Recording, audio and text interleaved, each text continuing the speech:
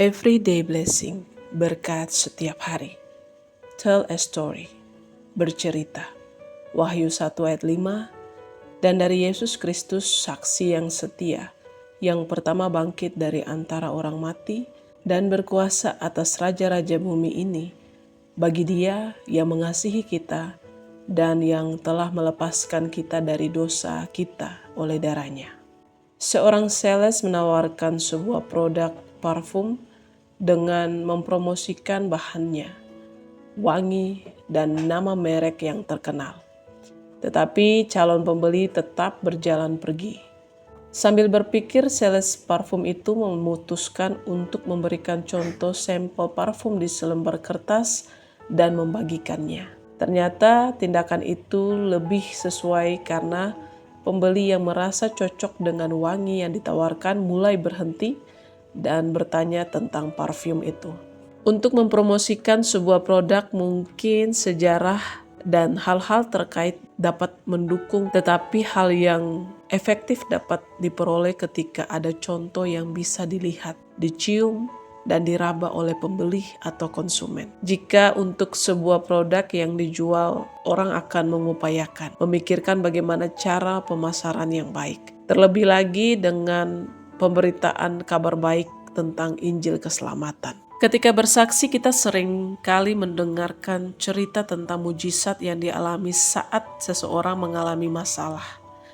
Banyak yang tergugah mendengarkannya, tetapi apakah hal itu akan melekat lama dalam pendengar? Disinilah pentingnya kita menceritakan kisah Tuhan melalui kehidupan kita yang juga menjadi kitab yang terbuka bagi sesama kita. Ketika kita bersaksi, Roh Kudus akan menuntun setiap yang mendengar dan membuat mereka mendapat porsi yang sesuai dengan kehendak-Nya. Jika kita sungguh-sungguh menceritakan tentang kebesaran Tuhan dalam hidup kita. Mungkin kita juga terkadang ragu menceritakan pengalaman kita.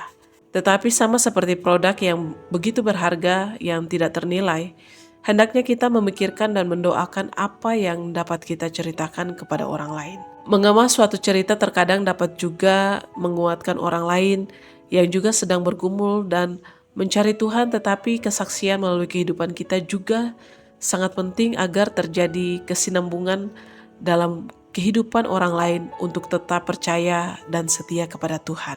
Ingatlah, Tuhan Yesus telah menjadi saksi pertama yang setia dan taat menjalankan perannya bagi keselamatan kita.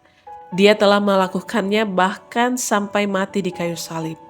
Kita hanya perlu meneruskan apa yang telah Tuhan lakukan dan kerjakan, sehingga berita keselamatan ini tidak berhenti hanya sampai di kita saja.